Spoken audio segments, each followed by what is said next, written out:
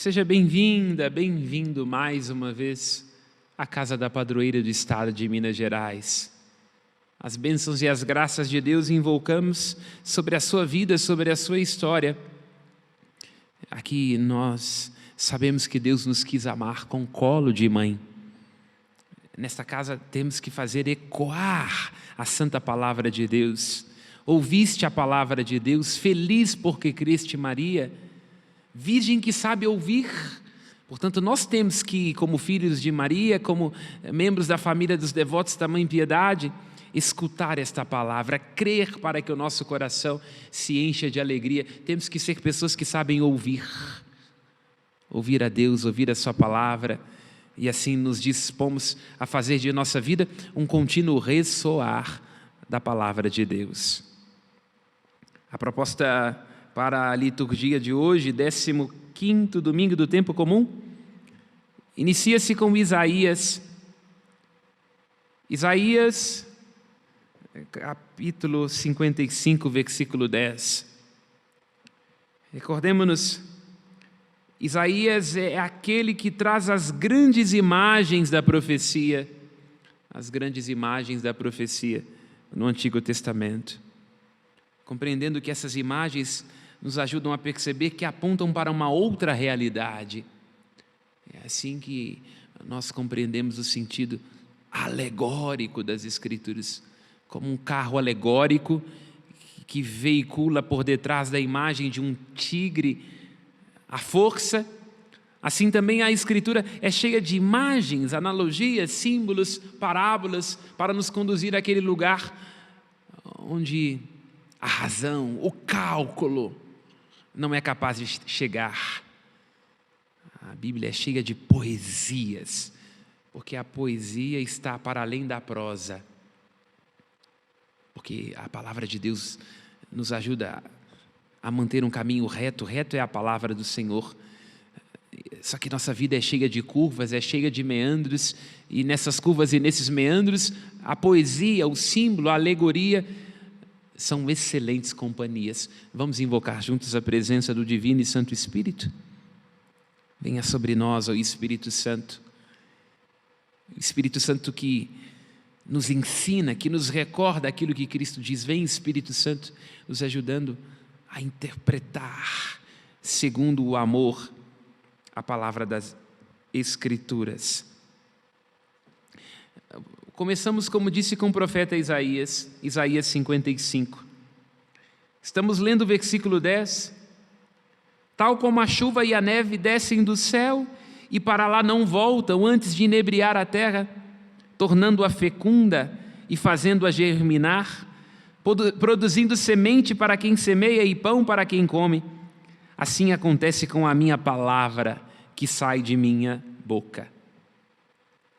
Nós vamos ver na primeira leitura que a palavra é comparada com a chuva que desce, a água que é este elemento vital, onde há água há vida. Portanto, esta é a grande analogia da palavra de Deus. No Salmo 1, como é o homem que medita dia e noite a lei do Senhor? Eis que ele é semelhante a uma árvore, que à beira da torrente está plantada, uma árvore que produz frutos. No evangelho que nós vamos meditar, o evangelho é Mateus 13, 1 a 23, a palavra de Cristo é comparada a uma semente que deve cair em terra boa para que possa produzir o seu fruto. Vamos meditar. O que é que existe de comum, de constante nessas duas analogias, nestas duas alegorias? O que existe de comum é que a palavra de Deus tem uma dimensão de fecundidade. A palavra de Deus tem uma dimensão de fecundidade. Ela é capaz de despertar aquilo que se encontra em sonolência. Ela é capaz de ser vida lá onde houver morte. A palavra de Deus, como a pedra que Moisés deve ferir para dar de beber ao povo que tem sede. A quem iremos, Senhor? Só Tu tens palavra de vida. Como a água é vida para um corpo, assim a Tua palavra. Uma palavra que não volta sem produzir o seu fruto. Se vamos a Isaías 45, 23, assim está dito: por mim mesmo eu juro, de minha boca sai a justiça, palavra que não volta atrás. A palavra de Deus é força, porque a nossa palavra humana é fraca.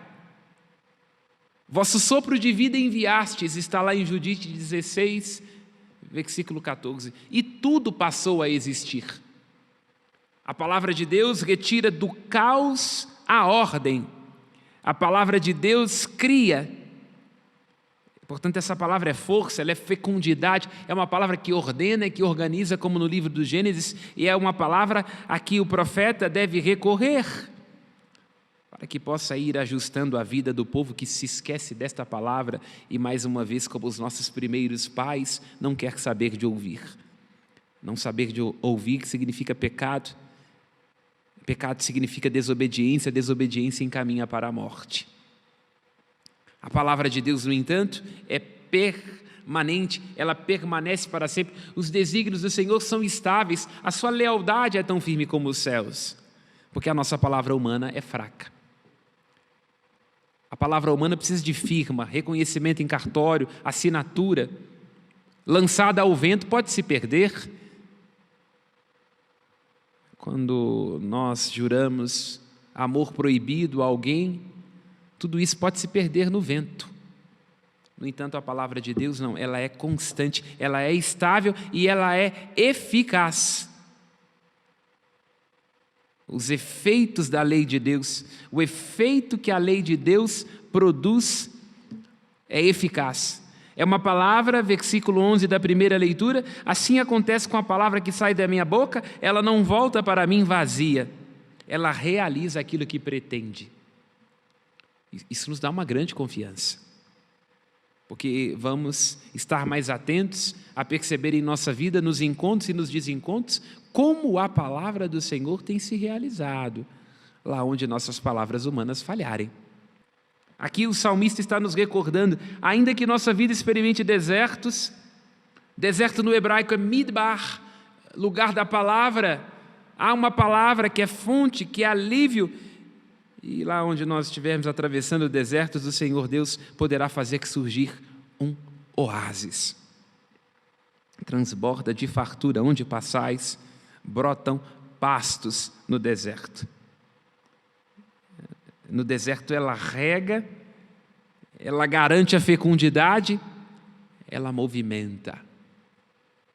Nós somos hoje uma sociedade do cansaço, da ansiedade, da frustração. Uma sociedade que é devorada pelas próprias fomes e que padece de sede sem fim. Onde é que nós encontraremos uma fonte que não se esgota? Em Cristo Jesus, em sua palavra. Quem vem a mim não tem mais fome. Quem crê em mim jamais terá sede. É assim que essa palavra pode realizar-se em nós. Reze é isto, porque todos temos desertos. Reze permitindo que em sua vida, neste momento, minha irmã, meu irmão, haja a força da palavra de Deus, trazendo fecundidade, trazendo alívio. Que Deus seja a fonte, não queiramos ser fontes para nós mesmos. Jeremias nos alerta no início de sua profecia, às vezes nós largamos a fonte de água, que é a palavra de Deus, para cavar cisternas rachadas. Nós somos terras rachadas, sedentas e sem água. Deixemos que a água de Deus e que a graça de Deus seja a fonte a saciar as nossas sedes. Na segunda leitura que nós escutamos, a carta de Paulo aos Romanos, Romanos 8 é a proposta para a liturgia de hoje, Romanos 8, de 18 a 23, o apóstolo Paulo diz: eu entendo, eu penso que os sofrimentos do tempo presente não têm comparação com a glória que há de ser revelada em nós. De fato, toda a criação espera ansiosamente, poderíamos dizer sedenta, como nós em nossas ansiedades, a revelação dos filhos de Deus, pois a criação foi sujeita à vaidade. A vaidade é aquilo que nos seca, porque não tem limites. Não por seu querer, mas por dependência daquele que a sujeitou. A própria criação deseja ser libertada da corrupção em vista da liberdade dos filhos de Deus. Olha o que nos está lembrando o apóstolo Paulo. A consciência dos nossos sofrimentos, dos nossos desertos, da terra rachada e seca que é a vida de cada um de nós. E o apóstolo Paulo usa uma outra imagem, usa uma outra analogia, como a terra sedenta e sem água.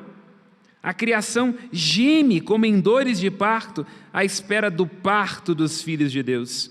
A dor do parto. Uma criação que gera. O parto. Gerar. Uma criação que espera. Pastos que brotam no deserto. Pasto. Para colher o fruto do pasto, é preciso arar, arrancar, é preciso colher, é preciso podar. Olha só, a criação geme como em dores de parto. O pasto, a palavra de Deus que fecunda, mas que impõe em nós a coragem de arar, de arrancar, de colher e de podar. Porque toda a criação foi submetida à corrupção. O apóstolo Paulo lembra, nós gememos em nosso íntimo esperando a redenção. Toda a criação foi submetida à corrupção e geme, toda a criação é um deserto terrível. Toda a criação tende a não deixar que se produzam os frutos de Deus. O mundo está em constante disputa tentando sufocar a palavra de Deus. E aí nós vamos entender o sentido do evangelho proposto para hoje. Jesus vai falando da parábola do semeador, a semente que deve cair em terra, a semente que está continuamente à mercê de ser sufocada pelos espinhos, no terreno pedregoso.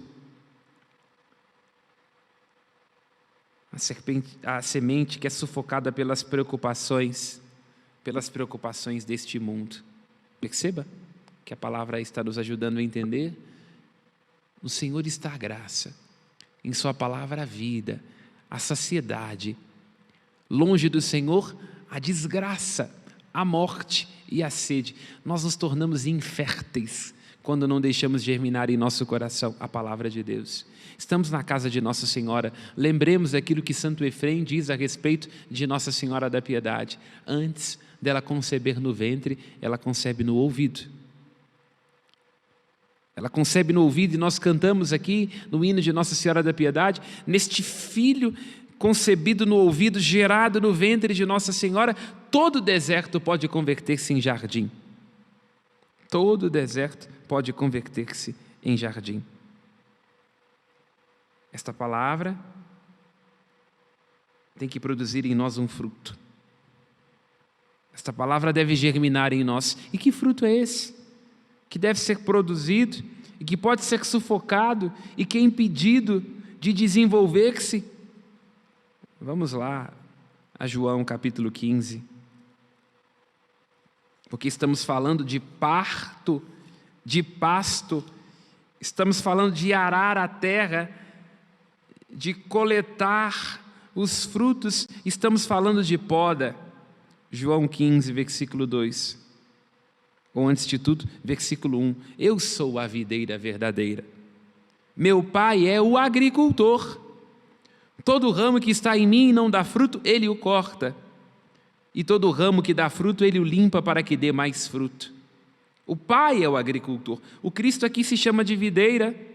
Ele é, antes de tudo, a semente que deve cair no campo da vida de cada um de nós, em que a sua palavra, a experiência do Cristo deve florescer. Todo ramo que não dá fruto é cortado. As preocupações deste mundo nos cortam, nos seccionam, nos dividem. Separação diabólica, o apego às coisas desse tipo, seca. Mas aquele que dá fruto, o Pai o limpa, A palavra limpa, para que dê ainda mais fruto. Vós já estáis limpos, João 15, versículo 3, por causa da palavra que vos tenho falado. A palavra fecunda, a palavra faz germinar, a palavra limpa. A palavra fecunda. Vida em nós. A palavra entusiasma. A palavra faz germinar, porque ela é a força da nossa fraqueza. É ela que é a palavra de Deus quem age, quem transforma. É a palavra de Deus que capacita. Sem mim vós nada podeis fazer, sem a minha palavra, a palavra que faz arder o coração. E é uma palavra que limpa, purifica continuamente. Precisamos ser limpos por esta palavra, porque as nossas palavras nos sujam. Quantas vezes nós sujamos por aquilo que dizemos, pelas críticas que fazemos e por nossas reclamações? Quantas vezes deixemos que a palavra nos limpe? Vós estáis limpos, versículo 3, por causa da palavra que vos disse. E no mesmo Evangelho de João, capítulo 15, vamos entender que fruto é esse a respeito do qual Cristo fala também no Evangelho de Mateus, capítulo 13, versículo 16. Não fostes vós que me escolhestes, estamos em João 15, 16. Fui eu que vos escolhi e vos designei para irdes e produzais fruto, e para que o vosso fruto permaneça. E que fruto é esse? O fruto é este, versículo 17, o que vos mando é isso, que vos ameis uns aos outros. Tem consciência disso? A fé vem pelos ouvidos, lembra o apóstolo Paulo na carta aos Romanos. Acolher nos ouvidos a palavra. Maria pôde conceber em seu ventre a palavra, porque antes concebeu nos ouvidos. E esta palavra vai germinar em nossas vidas. E como é que esta palavra germina em nossas vidas? Através da caridade. Porque o que importa, vai lembrar o apóstolo Paulo na carta aos Gálatas, neste mundo é a fé agindo pelo amor. Gálatas 5, 6. Eu vos escolhi para irdes e para que produzais fruto, e seja um fruto que permaneça. Os frutos deste mundo apodrecem. A sua preocupação com os bens e com as glórias deste mundo pode te levar a apodrecer, porque nós iremos um dia apodrecer, nossa carne mortal, até a espera da ressurreição dos justos. Todos nós experimentaremos um entardecer, mas nós podemos ter um fruto que permanece. Quais são os bens mais importantes da sua existência? Qual a herança que você está deixando para os seus filhos, para os seus netos? O que é que existe de mais importante que ocupa os seus pensamentos? Algo que permanece ou algo que apodrece? Algo que não pode ser roubado pelo ladrão, não pode ser corroído pela traça? Ou algo que tem prazo de validade curto e que pode dividir e que te rouba de você mesmo e da palavra de Deus? Vamos a Tiago. Tiago 1, 17. Primeira carta de Tiago 1, 17. Todo dom precioso e toda dádiva perfeita vem do alto, descendo do Pai das luzes. Olha, todo dom, toda dádiva, tudo aquilo que há de mais precioso vem do alto. Vós não sois deste mundo. As coisas deste mundo são boas. As festas, as alegrias, o encontro, tudo aquilo que de humano a inteligência nos possibilita criar. Mas o dom perfeito, a dádiva perfeita, é como uma semente que vem do alto e vem do Pai das luzes, no qual não há sombra de variação nem mudança. Porque as coisas deste mundo variam. E quando elas variam, a gente pode variar e ficar variado, ficar louco, em nome de coisas que perecem. Esse Pai, lembra Tiago, capítulo 1, versículo 18. Por livre decisão de sua vontade, nos gerou pela palavra da verdade, para sermos as primícias de suas criaturas. O que é a primícia? Pensa aí num pé de jabuticaba, que floresce, depois de se descascar, ele floresce, e a água, e aí começam a aparecer as primeiras jabuticabas, ainda quando há flores no caule. São os primeiros frutos. Isso são as primícias. Então Tiago está ajudando a entender como Paulo na segunda leitura, que na sua vida, você, aí na sua existência, tem que ser uma primícia no seu casamento. Meu marido ainda não produziu fruto de amor. Onde não houver amor, coloca amor e acharás amor. Seja a primeira pessoa a dar o primeiro passo. Está difícil de perdoar essa pessoa. O primeiro que perdoa é o mais forte. O primeiro, as primícias. Mas o mundo se esqueceu de Jesus Cristo, estão se afastando dele. Então seja o fermento na massa. Nós somos as primícias, os primeiros. Os cristãos são a alma do mundo. Os cristãos são a alma do mundo. Vai lembrar a carta de Ogneto, um dos escritos mais antigos da nossa tradição cristã. O que a alma é para o corpo, os cristãos são para o mundo. Lembra a carta de Ogneto? Somos as primícias, somos esse fruto, temos que florescer. Cristo foi o primogênito dentre os mortos, nós somos as primícias. E assim, vamos levedando a massa, e assim vamos sendo sal da terra. O sal, para que serve o sal? Para reforçar o sabor e para impedir que haja corrupção. Não podemos nos deixar corromper. E sendo primícias, nós somos sementes. A semente da palavra de Deus em nós vai germinando. Vamos então, voltando a João 15,16, deveis produzir um fruto que é capaz de permanecer. Nós não podemos ser uma semente espalhada no campo. Tem gente que se espalha e não se ajunta. Se espalha, se dispersa, se perde de si e não se ajunta. E quem perder a própria vida sofrerá muito para encontrar. Nós podemos fazer escolhas que nos levam a perder a nossa salvação. Perder a nossa salvação. O apóstolo Paulo, em 2 Coríntios capítulo 3, versículo 18, ele diz: nós, todos nós, refletimos como num espelho a glória do Senhor. E nessa mesma imagem somos transformados de glória em glória pelo Espírito Santo. Olha que beleza o que diz o apóstolo Paulo. Vai se desenvolvendo algo em nós. Nós vamos sendo transformados, germinados de glória em glória. Por quê? Porque vai lembrar o apóstolo Paulo, habita em nós um homem velho. Esse homem velho se vai arruinando a cada dia. 2 Coríntios agora, capítulo 4, versículo 16. Por isso não desanimamos. O nosso exterior que se vai arruinando, o nosso interior, pelo contrário, se renova a cada dia. Aquele que escuta a palavra, que permanece, é capaz de produzir fruto, não é sufocado, não desanima diante das perseguições e do sofrimento. É uma semente que cai em terra boa, vai se desenvolvendo, germinando em nós. E assim, o nosso exterior pode se arruinar, mas o nosso interior não. Ele vai se renovando a cada dia. É uma semente que cai em terra boa e pode produzir frutos. Vamos agora à carta aos Efésios. Carta aos Efésios, capítulo 4, versículo 20. Quanto a vós, não foi assim que o Cristo vos foi ensinado, se é que ouvistes falar dele e fostes instruídos. Efésios 3, versículos 20, 21 agora. Fostes instruídos conforme a verdade que há nele em Jesus. A verdade é esta semente que deve desenvolver-se em nós.